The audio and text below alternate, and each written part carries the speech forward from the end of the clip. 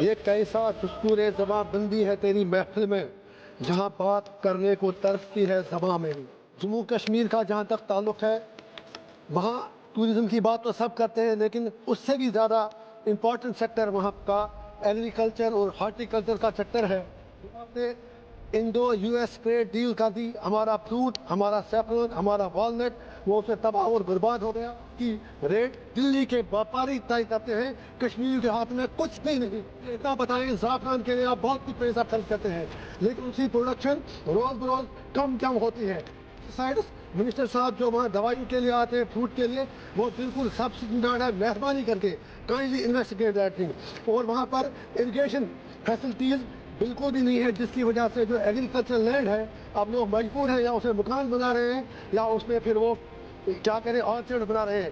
اسی طرح ایک نیا سلسلہ آپ نے شروع کیا ہے، وہاں ہم لوگوں سے جو مہاراجا خری سنگھ نے، مہاراجا ان سے پہلے جو تھے، آرٹیکل 35A کے تحت پروٹیکشن دیا تھا ہماری لینڈس کو۔ اب وہاں پر ایسے لگ رہا ہے جیسے Kashmir as if J and کے لینڈ از آن سیل۔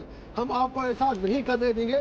ابھی پٹن ان میں سینکڑوں ایکڑ زمین جو وہاں کے زمینداروں کے پاس تھی، 100 سال سے تھی، لیز پہ تھی، ان سے وہ چھین کر ہزاروں لوگوں کا روزگار آپ نے چھین لیا۔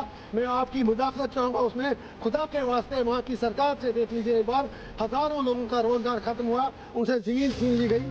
جو ہمارا پروٹیکشن تھا وہاں کے لینڈ کو، اس کو مہربانی کر کے آپ ایک بار آپ کو پھر دیکھنا پڑے گا۔ Please provide protection to land of Jammu and Kashmir, جو آرٹیکل 35A میں تھا۔ کسی بھی طرح سے وہاں کی لینڈ سیل پر مت کیجیے، وہاں لینڈ ہے ہی نہیں۔ پہلے ہی وہاں فوج ہے، جنگلات بہت زیادہ ہیں، ایگریکلچر لینڈ، فارم لینڈ بالکل بھی نہیں ہے۔